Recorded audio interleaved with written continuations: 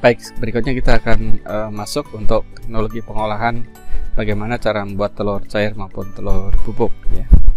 Jadi lebih baiknya kalau kita tonton dulu video pengolahan di salah satu pabrik pengolahan telur ya. Nanti Anda akan lebih terbayang lagi bagaimana cara membuat telur ini ya, telur cair, telur maupun telur bubuk. Silakan disimak ya. Michael and Elliot Gibber welcome you to take a tour of their egg processing facility. It includes a range of activities that fall under the Egg Product Inspection Act, enacted by Congress in 1970. This facility has activities from breaking to pasteurization, freezing, drying, and packaging. This is one of 80-plus USDA-inspected egg product plants in the United States. Egg breaking facilities not located on an egg production farm receive eggs for breaking on a regular basis in refrigerated trucks. When shell eggs arrive at the breaking facility, the count, weight, source, and conditions of the eggs are noted and the information retained for traceability. Selalu dicek ya dan dicatat ya untuk kebutuhan ketertelusuran ya, traceability.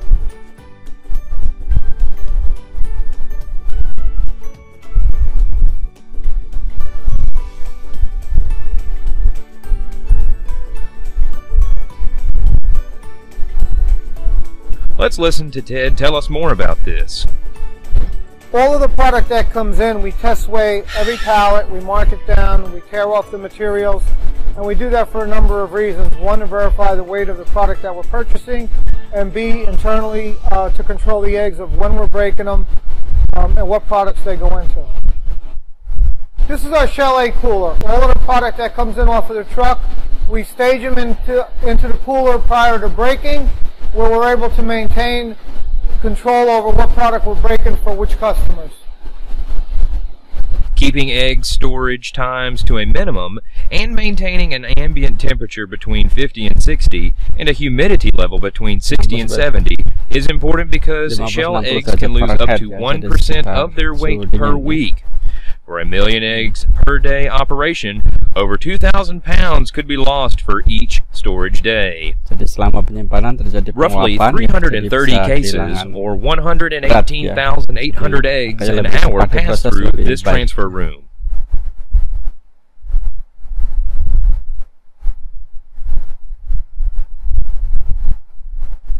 It's semi-isolated from the rest of the plant.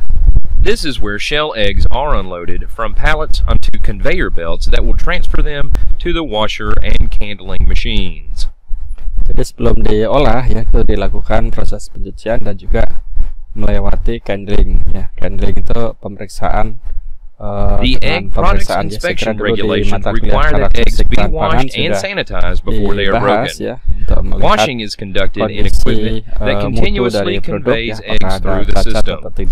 During candling, eggs travel along a conveyor belt and pass over a light source where cracked shells and interior defects become visible. The in-feed roller table delivers the eggs one by one into the breaker head, where the separation of egg yolk and egg white immediately takes place. Ini adalah proses pemecahan telur ya, dan Highly sophisticated mechanical machines operate up to 72,000 eggs per hour with integrated detection systems that assist machine operators in identifying eggs with imperfections. After breaking, the liquid egg product is filtered to remove any residual shell material and to break up the chalaza and vitelline membrane, creating homogeneous liquids. The breaking process is complete except for the removal of the eggshell. Every year, U.S. egg product processing operations produce more than 300 million pounds of eggshells. Shells have many uses, including a non-petroleum-based soil fertilizer and as a calcium joint and connective tissue supplementation for both humans and animals. Egg processing facilities may also receive unpasteurized liquid egg in refrigerated tanker trucks for pasteurization and packaging. Before unloading the liquid egg from the tanker, paperwork and sealed serial number on the tanker are verified. Let's listen to Ted. This is our sanitary bulk transport. They're insulated tanks that can hold up to 48,000 pounds of egg product. We bring in white, whole egg, and yolk, and we can also process the product and send it out to our customers. Typical storage tanker capacity is approximately 50,000 pounds, or 450,000 eggs. The storage tank maintains the egg mixture at a refrigerated temperature between 34 to 40 degrees Fahrenheit, while constantly agitating the mixture. The pasteurization of egg products is a thermal process accomplished using pasteurization equipment designed to heat the egg flowing in a closed system, so that it will have been brought up to a specific temperature for a minimum period of time before being cooled. Flow diversion valves prevent product from moving forward to the packaging lines if either time or temperature has not been met. Egg product will be recirculated through the pasteurization machine and heat treated again according to the product type before it can move forward to packaging. A separate room is needed for packaging pasteurized egg products to avoid recontamination. To help keep the egg products safe, even the packaging materials need special handling. The packaging materials need to be stored in clean, dry environments consistent with good manufacturing practices and must not pass through the breaking room where unpasteurized products exist. The packaging systems are designed to provide protection from post-process contamination. Jadi sudah dikemas, jadi bisa dicegah dari kontaminasi. Jadi konsep untuk aseptic packaging juga ya, sebagaimana untuk susu ya, pasteurisasi telur ya, mirip dengan proses pasteurisasi susu, hanya mungkin perbedaan pada kondisi suhu dan lama waktu prosesnya ya.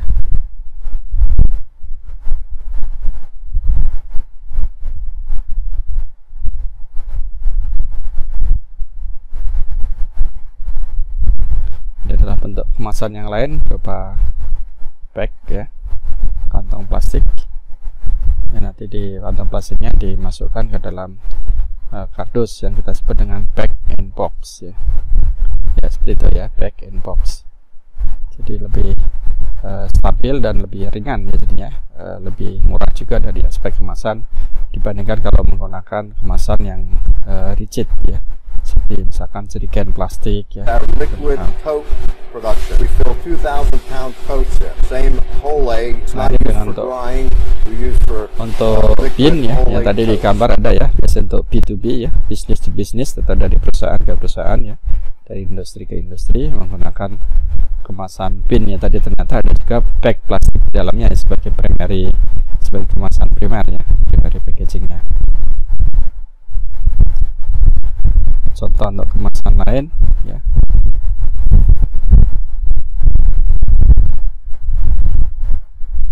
Nah, setelah pengisian dilakukan pencucian untuk menghilangkan sisa-sisa produk ya, sehingga tidak mencemari isi ya, menimbulkan kontaminasi. Jadi ini ditujukan untuk frozen egg product ya. Jadi setelah dipasteurisasi disimpan di suhu beku. Ya, egg products are available in a variety of sizes, including 5-pound cartons, 20-pound bags, and 2,000-pound totes. Totes itu sama dengan bin ya, sama liquid egg products destined to be frozen are moved to a blast freezer. Nah, untuk yang di let's listen to Ted's explanation. Dikirimkan ke this is our blast freezer. All of the product that we package to be frozen comes into this room. The temperature in this room will go between 25 and 35 below zero because we have to get all of the product frozen solid within 60 hours of being pasteurized. Most frozen egg products are utilized as ingredients for use in other food products. Over 20% of the total egg products manufactured in the United States is sold as frozen products. Sodium chloride and sucrose are commonly added to frozen egg products at levels of 10% to control gelation of products containing egg yolk This prevents the gelling of the yolk proteins during the freezing process. Jadi diberikan gula ya untuk Let's listen to Alex tell us about the operations in this room. Sehingga protein telur kan, terutama yang kuning telur tidak terjadi geleng ya pada suhu beku. Jadi perlu diberikan terus ya gula untuk cryoprotectant. Plate heat exchanger. And by the way, any product held at temperature of less than 40, can't be above 40 degrees. In this series of plates, the product is heated to at least 140 degrees Fahrenheit, and then it's held for a minimum of 3.5 minutes through those holding tubes. And then, as long as it met that temperature and that time, then it comes back through the flow diversion valve and gets cooled down to below these again, and is going into forward flow to the dryer area for processing.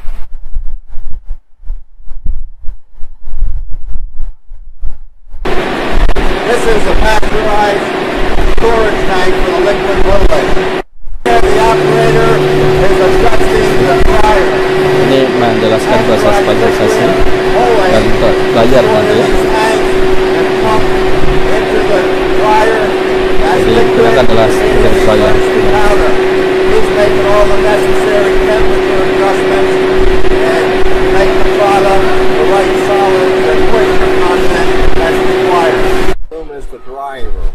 The liquid Jadi pasteurized sebelum diinginkan pun ya telur sudah dipasteurisasi dulu ya untuk memenuhi spesifikasi yang diinginkan oleh konsumen. Jadi menggunakan teknik spray dryer ya. Jadi dilakukan suatu sifting ya, sifting itu seperti proses pengayakan ya, sehingga granulanya akan seragam ya, memperoleh pupuk yang ukuran granulanya lebih relatif seragam. Jadi bisa mencegah yang terjadi kumpalan-kumpalan are also known as egg solids.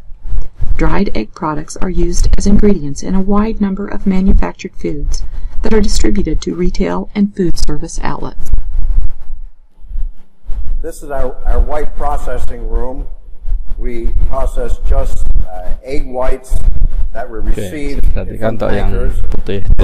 They're pumped in those storage tanks down that alleyway. And in this room, many things go on at one time. Basically, we are adjusting the pH of the egg whites, the citric acid, ya, untuk tambahan asam sitrat dan pH.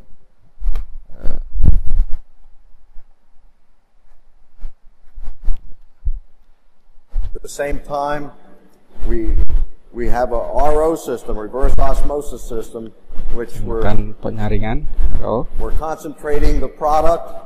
Kemudian dikonsentrasikan produknya, ditingkatkan konsentrasinya sehingga lebih efisien untuk proses pengeringannya. Dan dia menggunakan fermentasi bakterial untuk menghilangkan glukos. Jadi akan terjadi browning ya. Jadi di sini because egg whites are more sensitive to heat coagulation, they are clarified, filtered glucose removed, and spray dried prior to pasteurization in a hot room and maintained at a temperature of at least 130 degrees Fahrenheit for a minimum of 7 to 10 days. Industry practice often exceeds the required pasteurization regulations. That is, they are pasteurized at a higher temperature to improve gel strength. Dan untuk meningkatkan gel strength, tadi ada treatment penggunaan asam sitrat. This is a 50-pound box of dried egg whites, and this represents 8,250 eggs where the whites have been separated from. Ya, makanya mahal ya, karena perlu bahan telur yang banyak ya untuk membuat this is a hot room box where the egg whites are in here for 7 days minimum at 130 degrees Fahrenheit minimum temperature to become salmonella negative. This is where they become pasteurized. Salmonella dan dipasteurisasikan.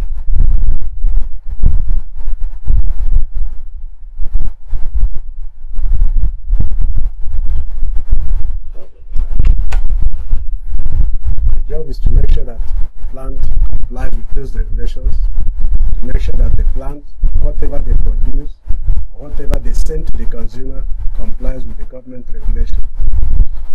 In this section of the laboratory, we do all of our chemical and physical testing. Di lab di industri, ya. pH testing, we do total solids. Bisa lebih lengkap ya, kamar di industri pangan seperti ini ya. Ada di lab ya, pengecekan fisik maupun juga kimiawi dan juga mikro ya.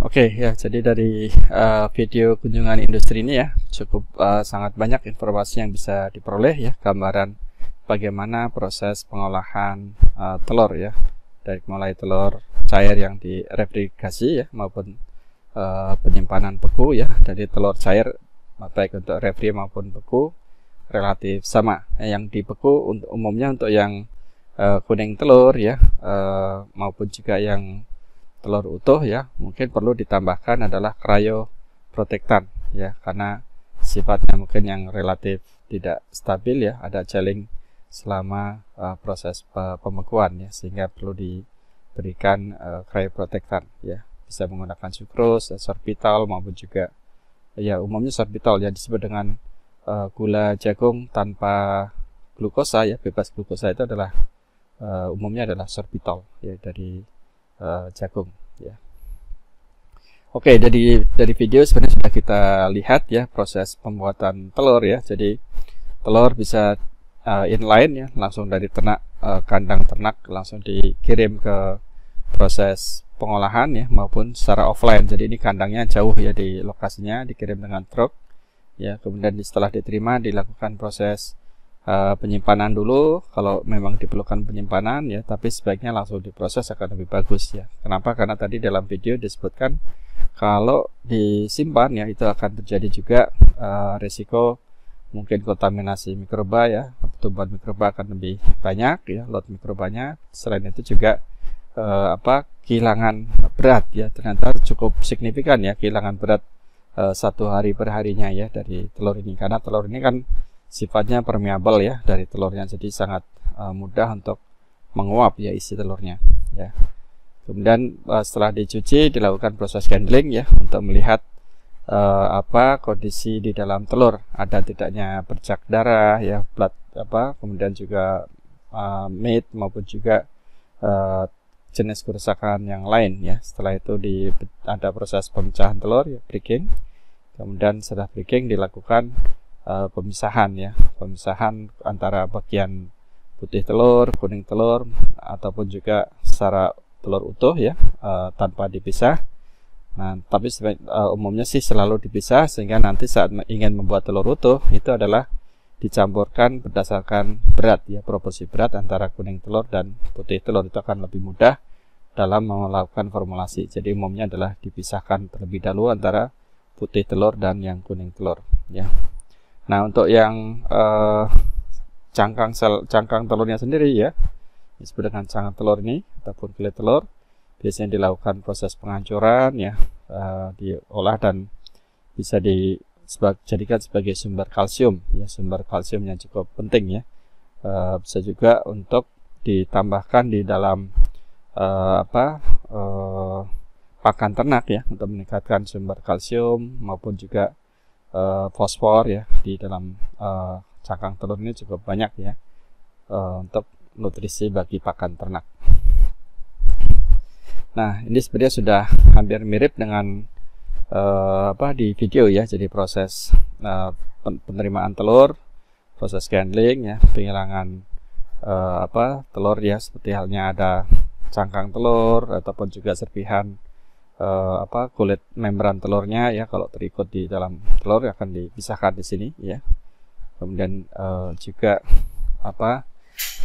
pemeriksaan dari telurnya sendiri ya, kemudian pemisahan kuning telur dan putih telur ya, campuran ya untuk menghasilkan telur yang utuh ya, maupun juga untuk mencampurkan dengan komponen-komponen lain ya jika diinginkan.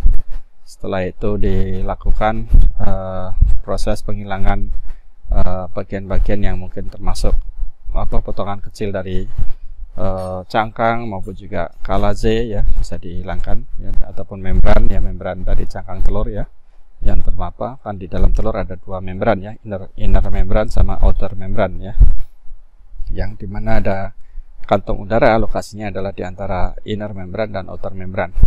Kemudian penambahan gula, garam maupun juga ingredient lain ya, seperti halnya kalau ingin buat scramble egg ya, biasanya kan ditambahkan juga bumbu-bumbuan ya, bawang putih ataupun juga spices yang lain ya. Setelah itu dilakukan pasteurisasi. Nah, kita perhatikan pasteurisasi ini sangat dipengaruhi, tergantung dari jenis telurnya ya. Kuning telur sendiri, putih telur maupun telur utuh itu biasanya akan relatif berbeda. Nah, ini kalau untuk pengolahan telur utuh ya, biasanya memang 60-62 derajat Celcius ya, selama 3-4 menit ya. Diperhatikan ya, 3-4 menit cukup lama ya. Kemudian dikemas ya, kita hasilkan telur cair, baik itu berupa untuk refrigerasi maupun untuk frozen. Jadi pada intinya sama, cuma kalau di frozen ada tahapan lain ya, setelah dikemas ya, kemudian masuk ke dalam ruangan air blast freezer ya, jadi untuk melakukan pembekuan secara cepat ya. Jadi itu kira-kira tahapan pengolahan produk telur cair ya, sangat mudah untuk dipahami ya, apalagi dengan sudah melihat video ya.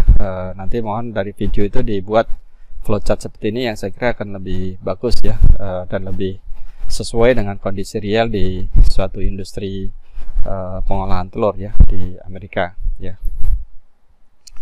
Oke, jadi tahapan masing-masing ya. Jadi pertama adalah tahapan penerimaan dan penyimpanan telur.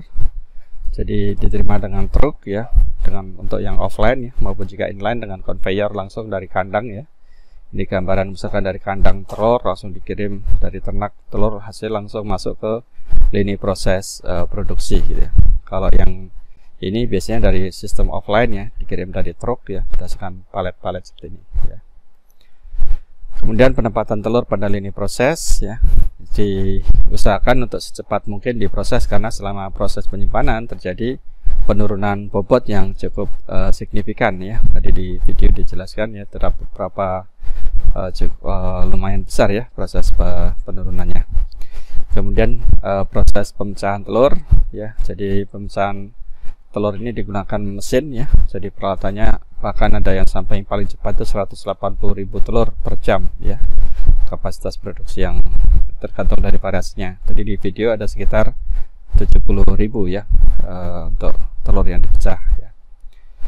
Oke, nah sebelum dipecah biasanya dilakukan proses tadi ya, pencucian dan handling ya, handling, pemeriksaan kondisi di dalam telur ya, handling ya, untuk melihat kondisi kualitas telur.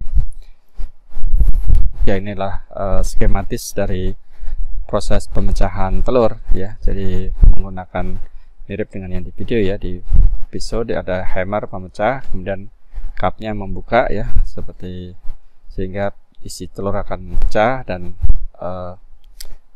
cangkang telurnya akan ke bawah ya, jadi terpisah dengan cangkang telurnya ya. Ini kemudian cupnya itu akan ada bolongannya ya, ada yang untuk tempat putih telur lewat, atau kalau untuk whole egg ya langsung juga dicampurkan dalam bejana campuran putih dan kuning. Bisa juga dipisahkan dulu ya antara putih telur dan kuning telur ya, kuning telur dan putih telur, nanti setelah itu baru dicampurkan untuk menghasilkan whole egg ya, jadi telur utuh. Jadi bisa juga yang umum justru yang dipisahkan dulu ya, yang paling umum ya dipisahkan, nanti setelah itu dicampurkan antara putih dan kuning telur. Itu akan lebih mudah dalam mengkuantifikasikan ya.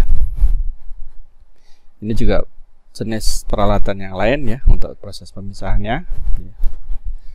Ini contoh mesin pemecah telur ya, tadi sudah kita lihat di video juga ya sebenarnya. Ini banyak tipenya. Nah, ini yang persis seperti skematis di gambar ya. Jadi seperti ini, ada hammer yang memisah, ini penyangkanya yang memisah ya, sehingga isi telurnya jatuh ya.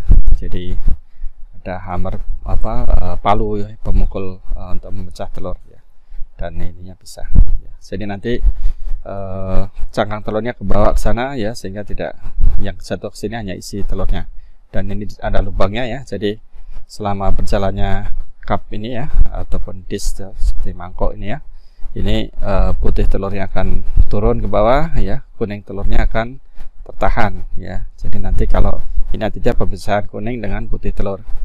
Nanti saat ingin membuat telur utuh ya, tinggal dihitung kembali ya berdasarkan formula untuk telur utuh itu berapa ya. Jadi komposisi biasanya kan sudah ada standarnya untuk telur utuh itu adalah sekian persen telur putih telur, sekian persen dari kuning telur ya.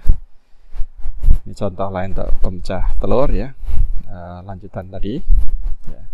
Ini tipe yang lain untuk pemisahan telur ya, prinsipnya sama ya. Jadi dengan pemisahan untuk ini mungkin yang masih ya ini ada pemisahan juga antara putih telur dengan kuning telurnya.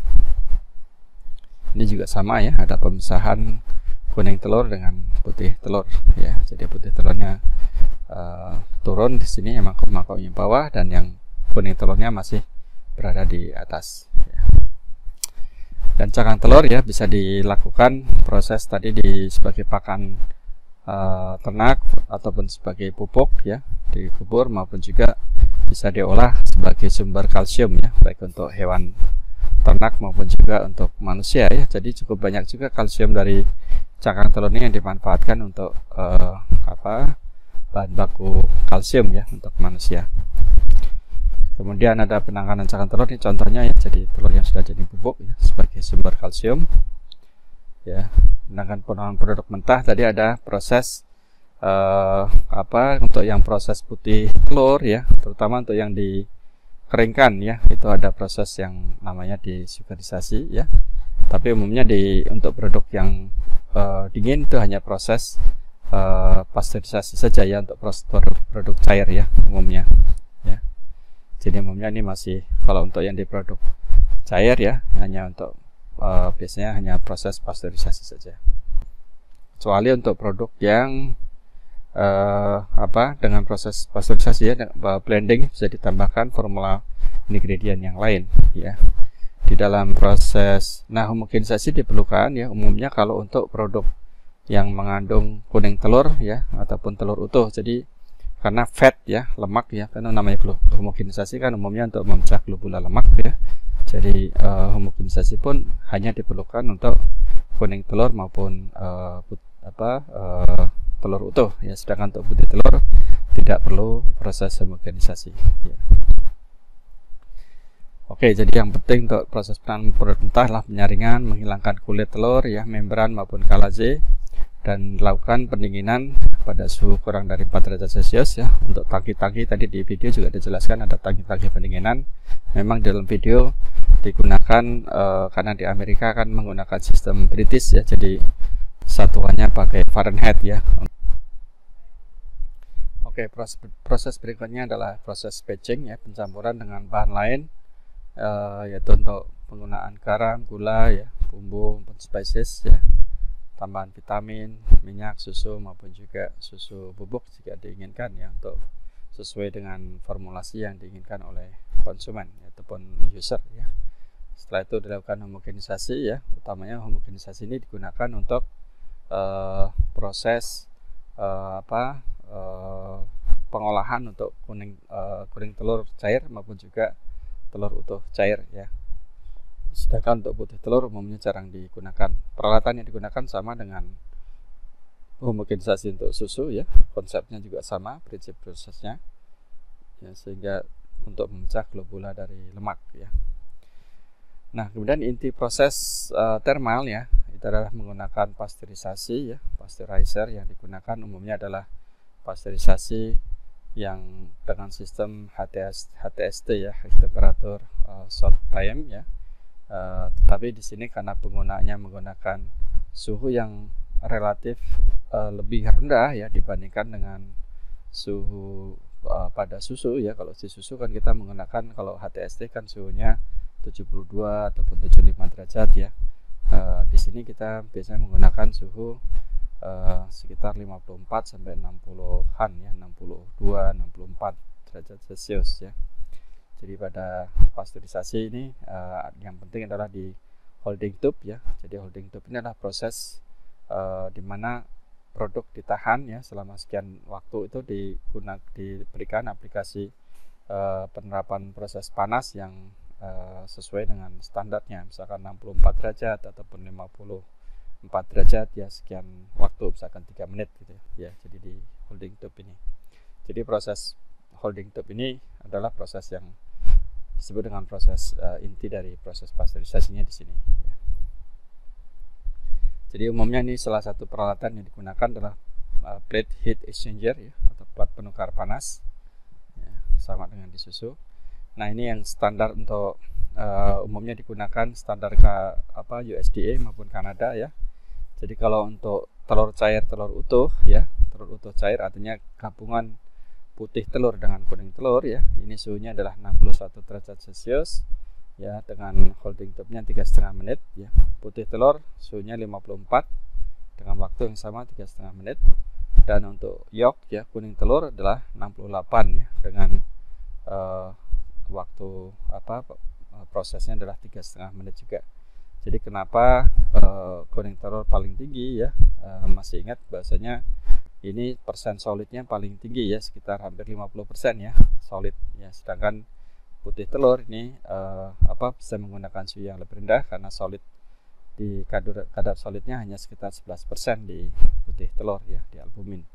Jadi suhunya bisa lebih rendah ya, dengan waktu proses yang semuanya sama 3,5 menit ya. Oke, jadi ringnya 54 ya untuk putih telur ya, telur utuh 61, dan untuk kuning telur 68. Jadi mudah ya, jadi jangan ini prinsipal, jadi mohon bisa dihafalkan ya untuk telur ya. Oke, berikutnya adalah untuk setelah selesai dilakukan proses pengemasan ya, umumnya digunakan adalah proses aseptic packaging ya, sama dengan kemasan aseptik seperti yang dibahas di susu ya, pasteurisasi susu maupun juga UHT ya. Nanti untuk proses untuk yang tujuan produk beku ya, dilakukan proses pembekuan yang tadi di video ya, menggunakan air blast freezer ya, setelah itu ditransportasikan ya. Nah, adalah tangki-tangki penyimpanan selalu suhunya adalah sekitar 4 derajat ya, kurang dari 4 derajat Celcius ya, untuk stabilitas telur cair ini ya. Ini adalah contoh-contoh untuk packaging lini proses pengemasan ya. Jadi dalam ruang-ruang inilah dilakukan proses pengemasannya ya. Jadi dengan menggunakan model aseptic packaging ya. Jadi kemasannya aseptik ya. Biasanya aseptik proses aseptik untuk sterilisasi pengemasan biasanya dengan menggunakan UV ataupun juga penggunaan bahan sterilan seperti halnya H2O2 ya, disemprotkan H2O2 itu yang umum digunakan ya. Ini jadi kemasannya selalu dalam ruangan yang sini ya, box ini. Jadi ruangan tadi di video kesannya terbuka, tapi sebenarnya itu adalah dalam ruangan tertutup seperti ini ya. Jadi kita sebut dengan aseptic packaging. Ini contoh yang menggunakan seperti Tetra Pak ya. Ini adalah untuk kemasan retail ya, dengan kemasan yang ukurannya kecil-kecil. Jadi yang membedakan proses produk cair refri dan produk cair frozen adalah di suhu ya. Jadi requirement-nya sebenarnya adalah bisa minus 12 ya, tapi dengan minus 18 akan lebih baik ya, semakin rendah akan semakin stabil produknya ya. Oke, nah untuk proses pembuatan telur bubuk ya, umumnya yang dari awal adalah sama ya dengan proses pembuatan telur cair ya. Adanya proses pasteurisasi juga ya, tapi kalau untuk campurannya berarti adalah 62,5 derajat selama 5 menit. Ini mungkin di salah satu industri di India yang saya ambil ya. Kemudian untuk proses ini adalah untuk proses pembuatan telur bubuk untuk putih telur, makanya ada tahapan desugarisasi ya, penghilangan gula. Jadi kalau di India yang saya pernah kunjungi itu menggunakan yeast ya, jadi 0,5% yeast, dan ini proses fermentasinya lebih singkat ya, dengan suhu 30 derajat Celcius hanya selama 90 menit sudah cukup untuk menghilangkan gula ya. Umumnya gula di dalam telur ini adalah berupa glukos ya. Jadi kalau di video yang kita tonton ya di awal tadi itu menggunakan fermentasi bakteria ya, disebut dengan bakteri asam laktat ya, menggunakan bakteri asam laktat. Kalau yang di video perlu waktu berapa? 6-7 hari ya. Jadi lama sekali waktunya ya di dalam tangki proses desugarisasi ini. Tapi saya kira dengan penemuan menggunakan yeast aja bisa. Mungkin sekarang banyak industri yang beralih ke sini ya, sangat, karena saya juga mungkin bulan lalu ya itu juga mendapat kesempatan tidak berkunjung langsung tapi secara virtual mengunjungi industri telur, pengolahan telur di Cina ya. Itu juga untuk proses penghilangan gula ya, penghilangan gula di dalam putih telur bubuk ya, itu juga dilakukan menggunakan yeast ya. Jadi menggunakan yeast ragi roti ya, sama dengan yang untuk ragi roti ya, yeast.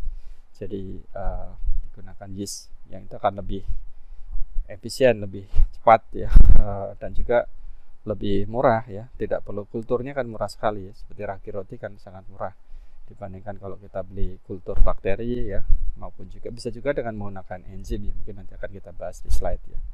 Atau bisa juga dengan dibiarkan saja gitu ya, telurnya difermentasi spontan ya, kita sebut fermentasi spontan tanpa ditambahkan kultur. Nah ini perlu waktu yang lebih lama lagi ya. Oke, nah setelah itu umumnya ada yang melakukan proses repasteurisasi ya untuk membunuh yeast ya, meskipun sebenarnya ini opsional ya, karena setelah ini juga ada proses spray drying ya, karena saya pernah mengunjungi di satu industri di India itu tidak perlu pakai repasteurisasi, jadi setelah desugarisasi langsung di spray ya, karena kalau untuk menghilangkan, tujuannya menghilangkan yeast ya, untuk mengaktifasi yeast dengan spray suhunya lebih tinggi ya, 185 derajat Celcius untuk inlet dan outletnya 85 derajat Celcius ya. Nah ini bisa dengan pemanasan yang tinggi ini yeast juga sudah bisa mati ya pada saat pengeringan ya, proses pengeringan ya. Tapi mungkin untuk meyakinkan agar yeastnya sudah inaktif, industri banyak juga yang menggunakan langkah repasteurisasi ini ya sebelum dilakukan spray drying. Jadi ini opsional ya. Mungkin di sini khawatirnya karena waktu kontaknya hanya sangat sepersekian detik gitu ya, dikhawatirkan memang tidak cukup ya untuk menginaktifkan dari yeast ya, meskipun suhunya tinggi ya, tapi waktu kontaknya hanya sekian detik gitu ya. Jadi dikhawatirkan nggak cukup, sehingga perlu lebih aman memang dilakukan repasteurisasi ini ya. Nah setelah spray drying dilakukan pengemasan dengan vakum atau kasinet ya, untuk proses kestabilan, menstabilkan atau untuk memperpanjang umur simpan ya. Dan ini penyimpanan bisa dengan suhu ruang ya. Jadi ini adalah tipikal kalau telur bubuk untuk telur utuh maupun kuning telur ya, itu mungkin tidak perlu proses desugarisasi, kecuali kalau untuk telur utuh ya, telur utuh yang ingin distabilkan ya agar umur simpannya panjang, nah itu perlu juga proses desugarisasi. Jadi proses desugarisasi itu penting untuk dilakukan di albumin atau putih telur ya, bisa juga dilakukan untuk di telur utuh jika diperlukan ya, tapi tidak diperlukan ya untuk kuning telur, nggak perlu ya desugarisasi. Jadi tidak pernah dilakukan di kuning telur ya untuk proses desugarisasi ini. Ini contoh untuk proses spray drying dari telur ya. Contoh peralatan seperti ini, jadi pakai atomizer, jadi disemprotkan seperti ini. Jadi kontak di udara sini adalah udara panas ya. Jadi saat ada udara panas masuk ke ruang pengering ini, suhunya 185 ya, sehingga kontak dari kabut ini sehingga akan cepat sekali proses pengeringan. Nah itu yang mungkin dikhawatirkan kalau tadi yeast tidak dipasteurisasi dulu ya, kemungkinan khawatirnya yeastnya masih hidup ya, dan itu bisa aktif terus, bisa merusak aroma dari produk ya, bisa merusak mutu produk. Oke, nah untuk produk telur bubuk ini ya, kadang-kadang diberikan juga untuk contoh komposisinya ya. Ini yang real di industri ya, sering digunakan untuk telur utuh bubuk. Itu komposisinya adalah telur utuh, sodium bikarbonat maupun juga silikon dioksida. Silikon dioksida ini fungsinya adalah untuk anti kempal ya, jadi banyak digunakan ya silikon dioksida ya.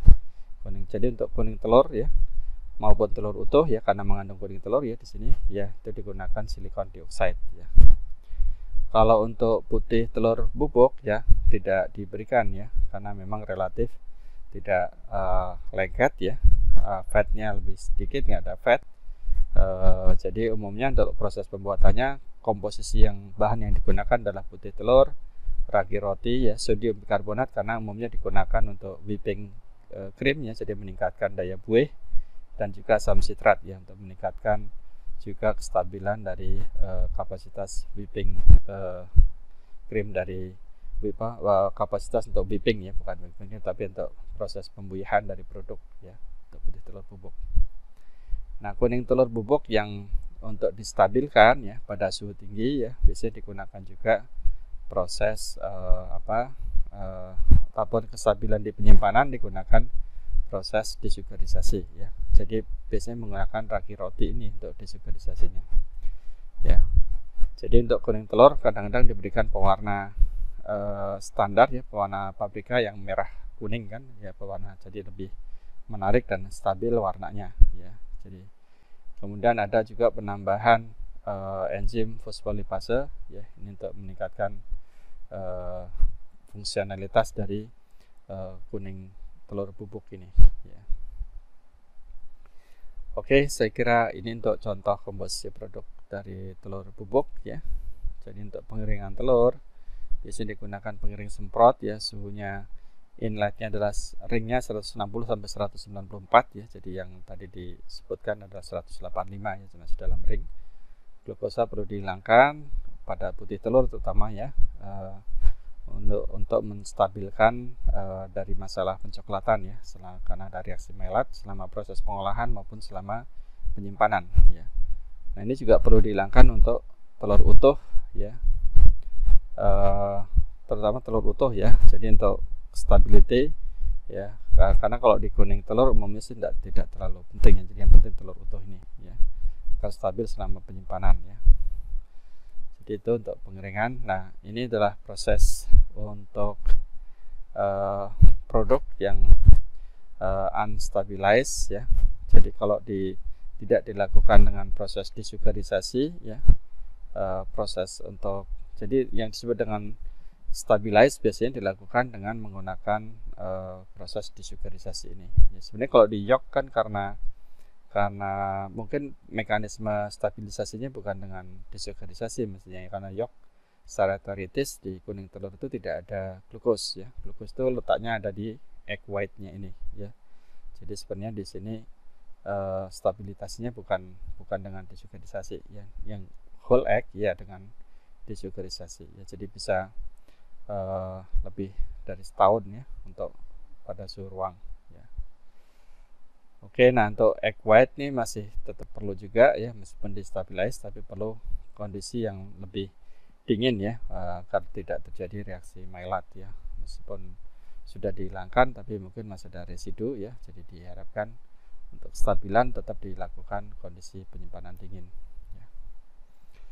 Nah, untuk cara menghilangkan gula dari telur ya, jadi sebenarnya ada metode ya, berapa kemungkinan metode ya, bisa dengan cara fermentasi alami ataupun dengan fermentasi spontan. Jadi telurnya disimpan saja pada suhu 24 sampai 29 derajat Celcius selama 6 sampai 7 hari.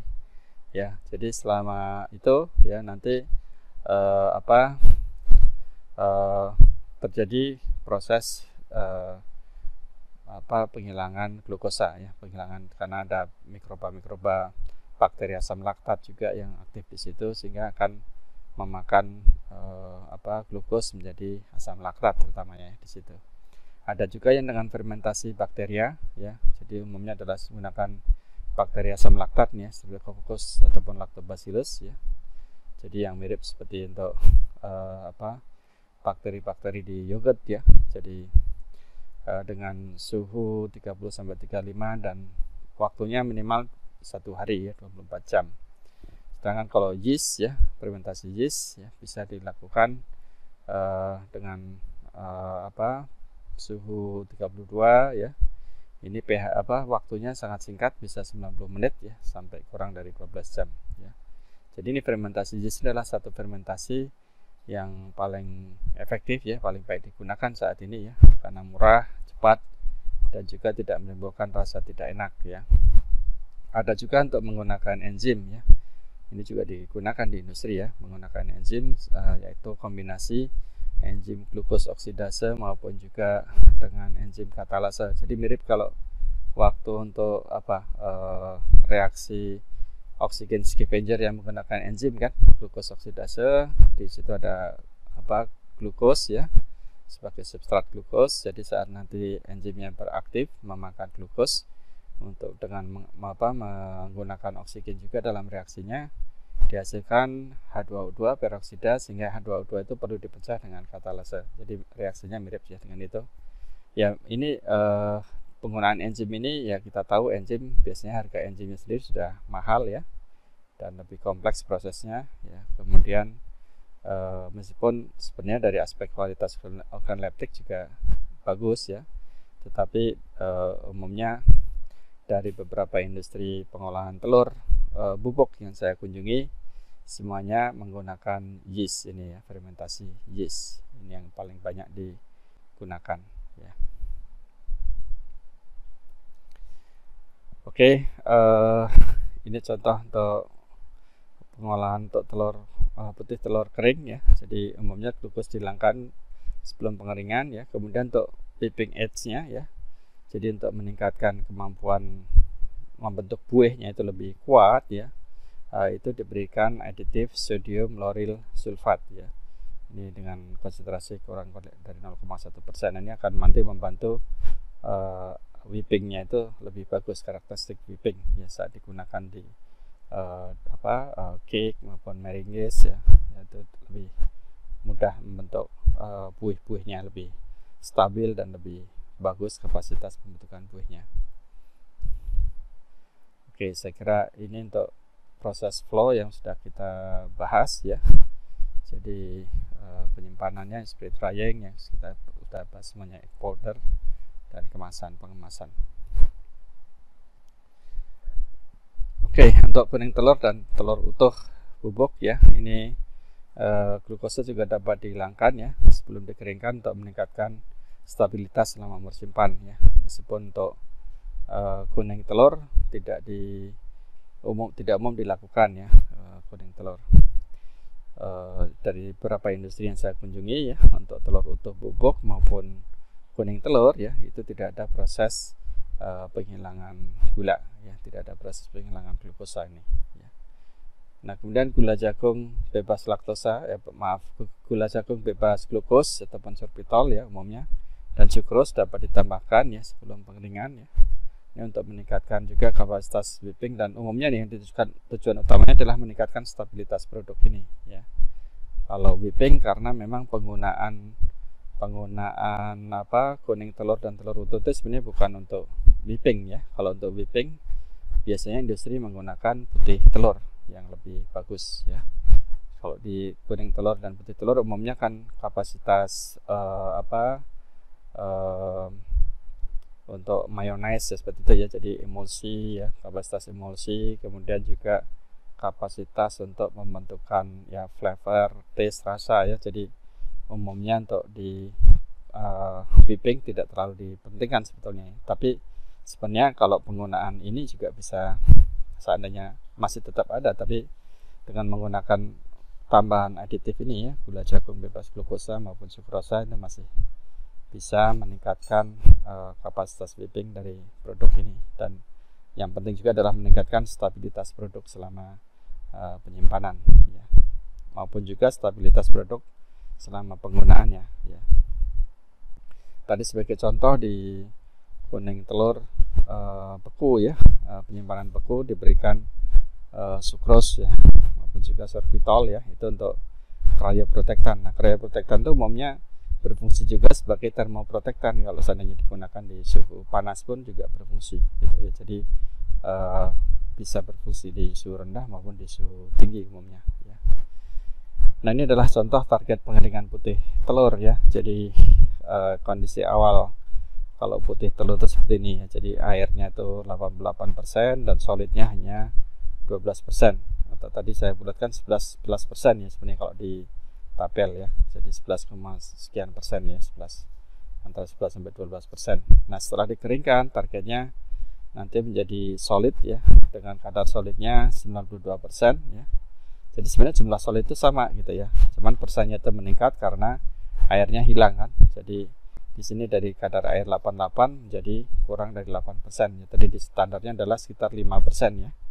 Jadi ibaratnya kalau kita ingin memproduksi 1 kilo putih telur bubuk ini ya, kita perlu 8 kilo cairan telur cair dari putih telur ya. Makanya harganya lumayan mahal ya untuk putih telur ya, perlu 8 kilo.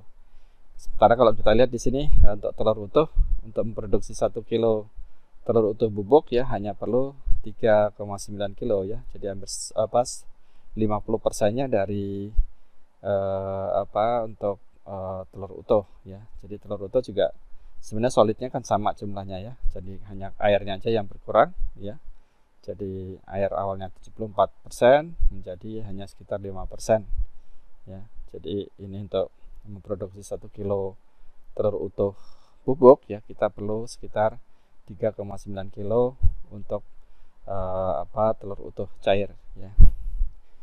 Sedangkan untuk kuning telur ya, kuning telur bubuk ya, ini lebih tinggi lagi solidnya ya. Di awal kita sudah memiliki solid 45% ya, airnya 55%, sehingga untuk memproduksi telur bubuk, kuning telur bubuk ya, dengan solid 95% ya, jadi jumlah solid kan sebenarnya sama, yang airnya yang berkurang nih menjadi 5% air, maka untuk memproduksi 1 kilo kuning telur bubuk itu hanya diperlukan 2,2 kilo dari kuning telur ya. Jadi sangat efisien, makanya harganya ini paling murah ya, karena untuk produksi 1 kilo hanya perlu 2,2 kilo bahan ya. Sedangkan kalau di sini 1 kilo perlu sekitar 4 kilo ya. Dan untuk putih telur ini paling mahal ya, karena dari 1 kilo perlu 8 kilo ya. Jadi itu tadi kaitannya dengan harga ya. Oke, ini sekitar kapasitas produksi telur mungkin di dalam proses pengeringan ya. Ini sangat dipengaruhi oleh mesin ya, mesin di sini saya kira ya. Ini adalah spesifikasi dari telur bubuk ya, menurut standar dari USDA ya. Jadi kadar air persen ya sekitar 5, dan untuk putih telur, khusus putih telur bisa 8 ya maksimumnya ya. Kemudian karena fatnya rendah ya, jadi biasanya kadar airnya lebih tinggi. Ini fatnya kan tinggi ya, dua-duanya nih. Kemudian total solidnya ini tidak distandarkan persennya. Crude proteinnya cukup, dan karbohidratnya harus glucose free ya. Ini beberapa contoh dari produk komersial yang bisa Anda juga download di internet ya. Ini salah satu pabrikan Ovodan ya, pabrik telur. Ini kita perhatikan untuk membuat albumin ya. Jadi tepung putih telur ya, dengan spesifikasi high gel ya. Jadi biasanya digunakan untuk produk-produk beku olahan daging ikan ya, seperti surimi maupun daging seperti sosis, itu bisa digunakan sebagai bahan tambahannya ya. Prosesnya adalah spray dry dan pasteurisasi.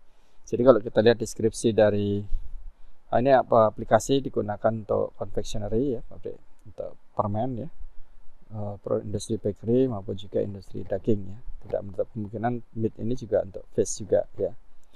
Ini prosesnya adalah spray dry dan pasteurisasi dari albumin telur ayam ya. Kemudian yang penting adalah untuk ini cara aplikasinya ya, 10 gram bubuk ini dilarutkan dalam 700 ml air ya, yang akan mendekati sesuai dengan 800 gram dari telur segar ya. Jadi sudah diberikan saran penggunaannya ya. Nah, kemudian yang penting di sini adalah ingredient ya. Di sini bisa juga dari prosesnya, ada proses fermentasi di sini ya. Yang penting ini fermentasi. Jadi ini adalah proses desugarisasi ya, karena ini albumin ya, pada ada proses fermentasi ya. Jadi prosesnya adalah, stepnya adalah proses cell egg dipecah, dan liquid egg-nya difilter dan dibersihkan dari pengotor-kotornya, cemarannya, kemudian fermentasi, setelah itu pengeringan ya, setelah itu sieving jadi untuk pengayakan ya, dan metal detektor. Jadi ada proses tahapan disugarisasi dengan fermentasi. Ini proses produk yang lain ya, ini untuk special whip, jadi whipping kapasitinya yang ditonjolkan ya. Jadi mestinya di sini dalam proses ingredient ya, mestinya ada tambahan. Nah, ini sebagai tambahannya adalah tambahan asam sitrat dan santan gum ya, untuk stabilizer dan peningkatan untuk whipping krimnya, whipping. Jadi untuk penggunaan di confectionery dan bakery ya. Untuk yang sini kan tidak gel yang dipentingkan, tapi adalah kapasitas membentuk buihnya yang dipentingkan ya. Jadi whipping cream yang diperlukan di sini. Ini bisa kita lihat ya. Tetap juga ada proses fermentasi ya, karena proses untuk albumin selalu ada proses penghilangan gula ya dengan fermentasi. Ini juga untuk kuning telur ya, prosesnya ada selalu pasteurisasi dan spray dry ya, spray drying. Untuk kuning telur ya, bubuk ini kita perhatikan di sini ya. Jadi prosesnya setelah pemecahan, filtering, clarifying, pasteurisasi, dan proses pengeringan, sieving. Jadi tidak ada proses fermentasi ya. Anda perhatikan di sini ya. Jadi di sini tidak ada proses fermentasi ya.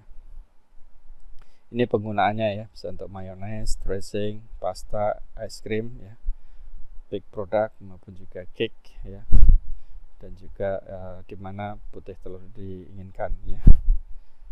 Kemudian yang khusus untuk whole egg ya, telur utuh ya, ini kita melihat, perhatikan di sini tidak ada proses fermentasi ya, artinya memang untuk kuning telur utuh maupun kuning telur yang bubuk ya, itu tidak dilakukan proses penghilangan glukos, yaitu proses disugarisasi nggak dilakukan ya. Oke, jadi ini beberapa contoh untuk verifikasi ya. Nah, ini ada kalau untuk whole egg ya, whole egg powder ya, jadi bubuk telur utuh yang melakukan proses disugarisasi ya, ini dilakukan proses disugarisasinya tidak dijelaskan, jadi umumnya juga dengan fermentasi ya. Ini biasanya untuk menggunakan proses dengan stabilitas penyimpanan yang tinggi. Jadi penggunaannya untuk confectionery, bakery ya, sama juga ya, industri maupun juga produk dimana whole egg dilakukan. Oke, ini menarik ya untuk produk contoh-contoh produk komersial dari telur bubuk ya.